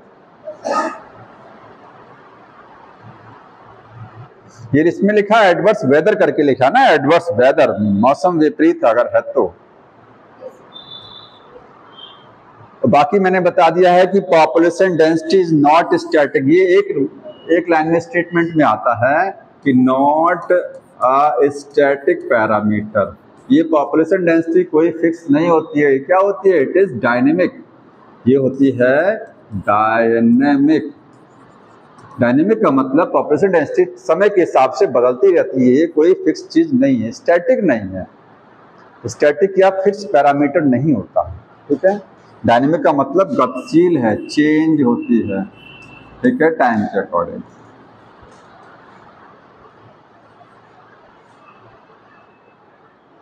अब ये आगे समझाया गया है कि बर्थ रेट, डेथ रेट, ये पॉपुलेशन डेंसिटी को कैसे घटाते और बढ़ाते हैं। देखिए,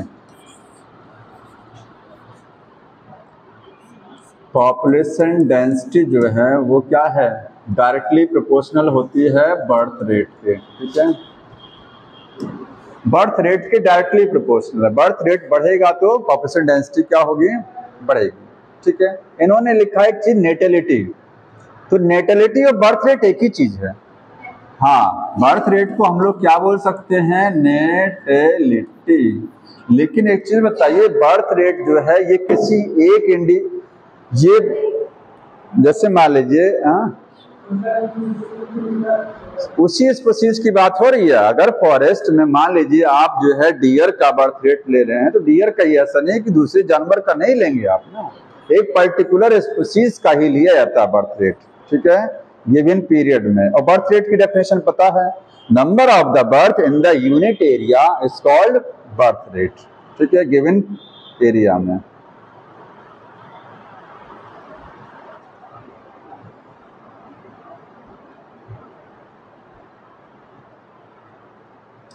अब देखिए नेटेलिटी और बर्थ रेट में थोड़ा सा डिफरेंस है। नेटेलिटी और बर्थ रेट में थोड़ा सा डिफरेंस किया गया है कि नेटेलिटी में यूनिट टाइम है, जैसे नेटेलिटी क्या है, बर्थ रेट एक पर्टिकुलर टाइम में, बर्थ रेट में क्या है, टोटल बर्थ, ठीक है, हाँ, in unit time called birth rate, और उसमें जब एरिया भी कंसीडर कर लेंगे तो नेटेलिटी आ जाएगा। एक सेकंड रुक जाइए।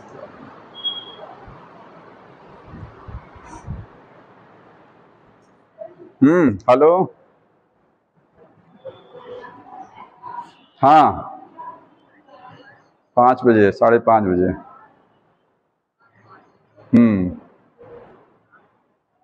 तो 5:15 बजे आऊँगा ना, ठीक।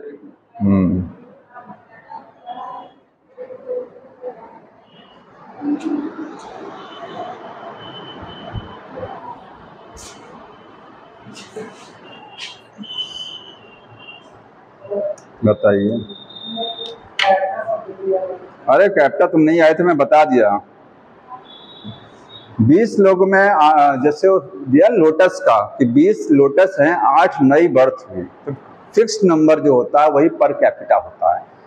8 बर्थ हो रही है 20 लोटस में, तो एक लोटस के हिसाब से कितनी बर्थ होगी, तो पर कैपिटा पर इंडिविजुअल को डिसाइड करता है, ठीक है। दूसरा है population density inversely proportional to the होगा किसके, नेट मॉर्टेलिटी के, ठीक है, डेथ रेट, ये क्या है, मॉर्टेलिटी, और यहीं पर लाइन से लिख दे रहा हूं, directly proportional to the immigration, immigration और inversely proportional to the emigration, immigration, immigration का मतलब प्लस, ठीक है, बाहर से कोई आ रहा है किसी पॉपुलेशन में तो वो प्लस, लेकिन सेम स्पीसीज आना चाहिए, ध्यान रखना है, किसी पॉपुलेशन में सेम स्पीसीज वाला इंडिविजुअल अगर आया तभी पॉपुलेशन डेंसिटी बढ़ेगी। लॉयन की पॉपुलेशन है, बाहर से टाइगर आ गया तो पॉपुलेशन डेंसिटी नहीं बढ़ेगा क्योंकि दूसरी स्पीसीज आ रही है, ठीक है। वैसे ही मॉर्टेलिटी के केस में होता है, सेम स्पीसीज वाला इंडिविजुअल डेथ भी होना चाहिए। ये सब बढ़ाते हैं, एमिग्रेशन घटाएगा, नेटिलिटी बढ़ाएगा, पॉपुलेशन डेंसिटी ये क्या करेगा, घटाएगा। तो ये डायग्राम बुक में बना हुआ है इस तरीके से, पॉपुलेशन डेंसिटी को एन से शो करते हैं, किससे दिखाते हैं, यन से, ठीक है। यन पे एरो लिखा गया इस तरीके से, और 2 एरो को ऐसे कर देंगे। ये क्या है, बर्थ रेट का है, नेटेलिटी का, नेटेलिटी को एन से नहीं लिखते, ध्यान रखिएगा, एन वो नेटेलिटी है, लेकिन एन क्या यहाँ पर जो पॉपुलेशन डेंसिटी है, ठीक।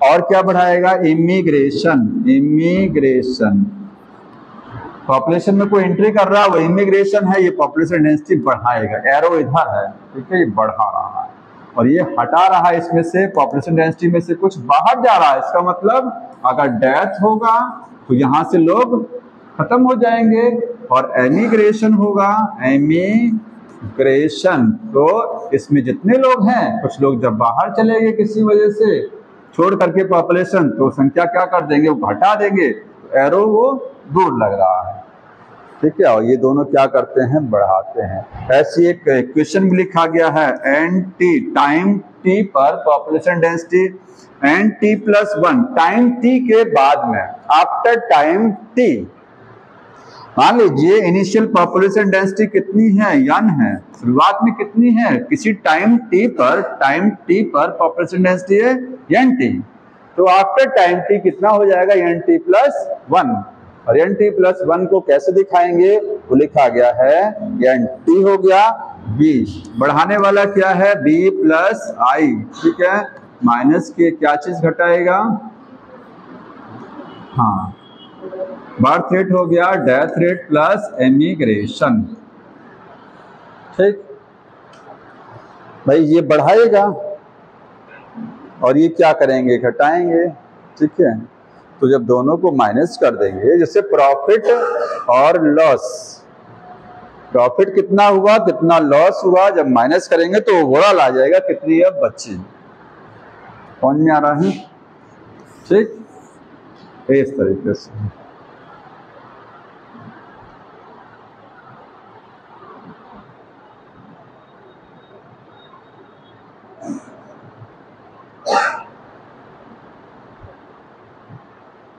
एक चीज और समझिए, देखिए अगर कोई एरिया नया बना है, न्यू, ये क्वेश्चन आता है जो यहाँ से इंपॉर्टेंट लिखिएगा ये चीज, इन न्यूली एस्टाब्लिश्ड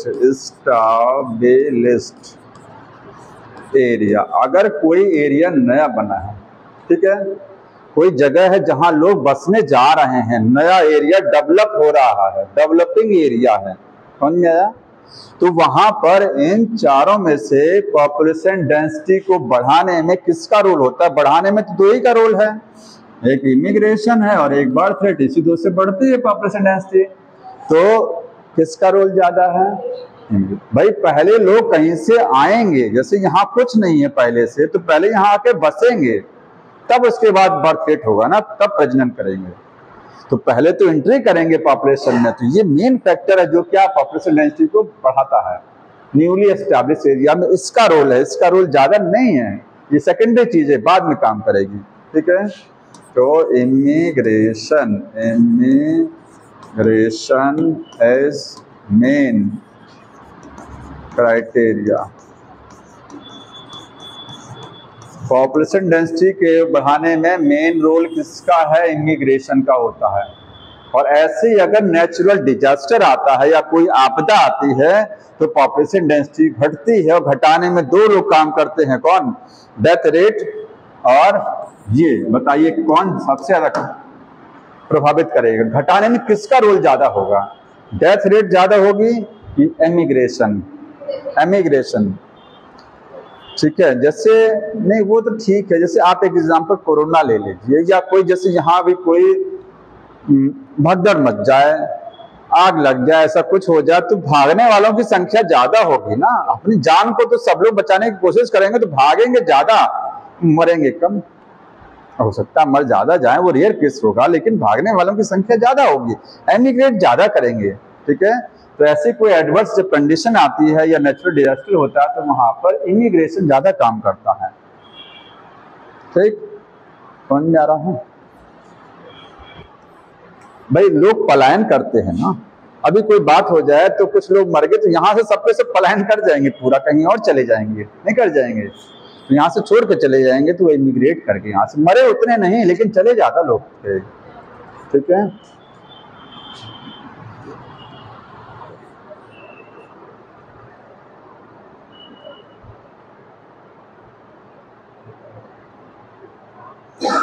अच्छा, अगर स्टेबल पॉपुलेशन है तो बर्थ रेट और डेथ रेट क्या है?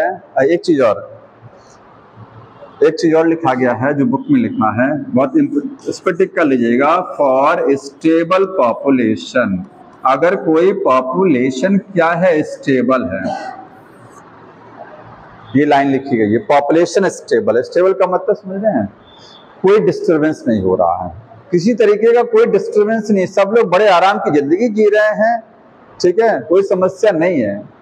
तो पॉपुलेशन डेंसिटी को घटाने और बढ़ाने में केवल बर्थ रेट और डेथ रेट का ही रोल होता है, ये नहीं काम करेगा उसमें, ठीक है, क्योंकि भाई अगर कोई समस्या नहीं है, पॉपुलेशन स्टेबल है, जैसे बीच वाला जो ग्राफ दिखाया गया है उसमें, ठीक, तो वहां पर क्या है भाई, जन्म को तो कोई रोक नहीं सकता, मृत्यु को कोई रोक नहीं सकता, नॉर्मल जो डेथ होती है नॉर्मल वाले वो तो होके रहेगी, बाकी ये नहीं होगा, कोई छोड़ के नहीं जाएगा, क्योंकि जब सब कुछ ठीक है तो पॉपुलेशन छोड़ के क्यों जाएगा? और बाहर से कोई एंट्री नहीं करेगा, जब कोई कहीं से छोड़ के नहीं आएगा तो पॉपुलेशन में कोई, क्योंकि एंट्री नहीं कर रहा है तभी वो स्टेबल है, अगर वो एंट्री कर जाएगा पॉपुलेशन में तो पॉपुलेशन डेंसिटी को बढ़ा ही देगा, ठीक है। वो पॉपुलेशन में कोई एंट्री नहीं कर रहा, पॉपुलेशन एकदम स्टेबल चल रही है, तो उसमें मेन रोल किसका है चेंज करने में? जीवों का है, ठीक है। लिखिएगा, birth rate and death rate जो है आर मेन फैक्टर है टू चेंज पॉपुलेशन डेंसिटी। अगर पॉपुलेशन डेंसिटी घटती या बढ़ती है तो उसमें रोल किसका जाएगा? इन दोनों का रोल जाएगा खाली, ठीक, समझ में आ रहा है? हाँ, यहाँ प्लस नहीं है, ये मल्टीप्लाई किया जा रहा है, देख लीजिएगा, अच्छा कोई बात नहीं, सॉरी, प्लस जितना ये आएगा उसमें इसको प्लस कर देंगे, ठीक।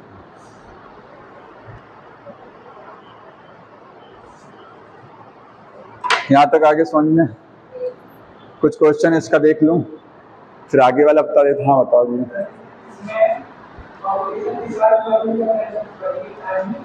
पॉपुलेशन का अगर साइज अलग मैटर है, डेंसिटी अलग चीज है। साइज केवल संख्या को दर्शाता है, डेंसिटी वो यूनिट एरिया में, यूनिट एरिया के हिसाब से निकाली जाती है।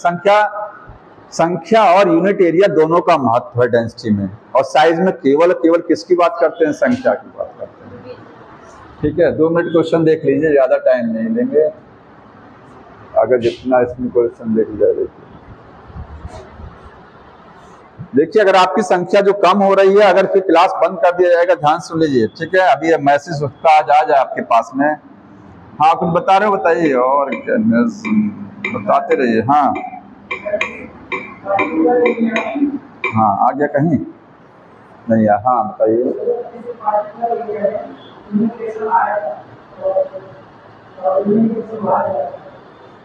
एमिग्रेशन बाहर जाना, आई वाला है वो एंट्री करता है, ई फॉर एग्जिट होता है, ठीक है? ऑर्गेनिज्म, और अभी समझ में नहीं आया? अरे 2 बार हो गया।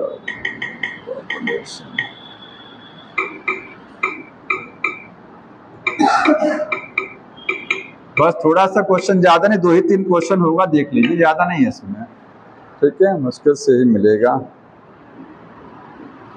इस चैप्टर में पॉपुलेशन इंटरेक्शन से बहुत सवाल आता है, और जो ग्राफ आगे पढ़ेंगे उससे, और आज जो बताया गया इससे, ठीक है?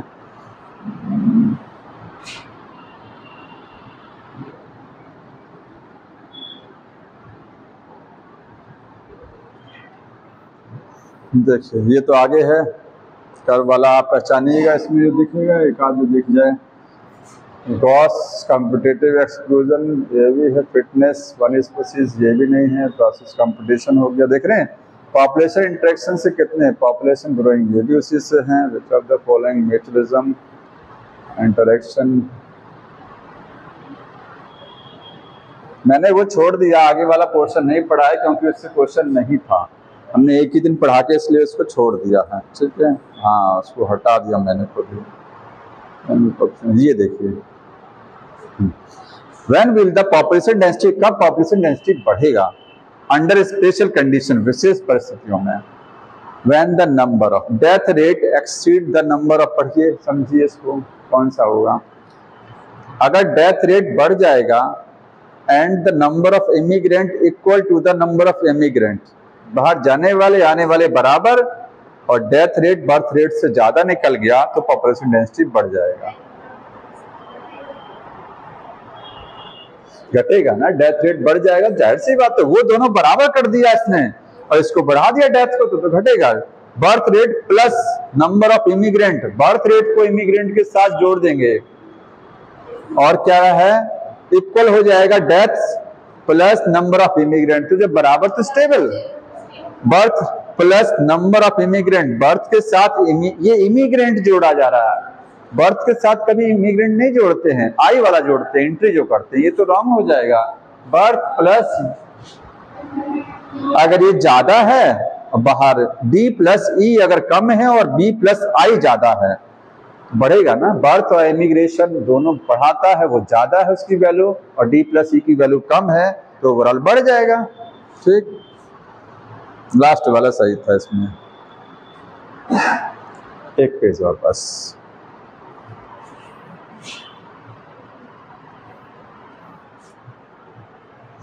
ये तो उसका वो नहीं है, लियोपार्ड नहीं, उसका म्यूचुअलिज्म का है, वो आपका कहाँ है ही नहीं। हाँ क्या करें बताइए, ये लास्ट एक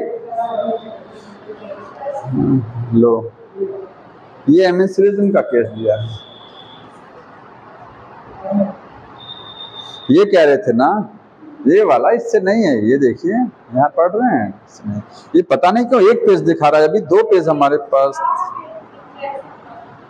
वो 4 पेज में था, इस लास्ट में एक ही पेज कर दे रहा है, पता नहीं क्यों। चलिए अगली बार कर लीजिएगा इसको, कोई बात नहीं, नेक्स्ट टाइम।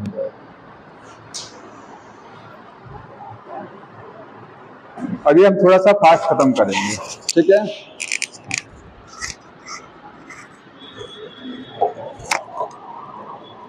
तीन चैप्टर हैं, लास्ट वाले में 3 दिन, 3 दिन उसमें, और मुश्किल से 2 दिन इसमें, 2 से 3 दिन, मैक्सिमम 3 दिन जाएगा, जो चीज़ समझाने वाला थोड़ा सा है, ठीक। एक 8 दिन में लगभग आपका फिनिश कर देंगे।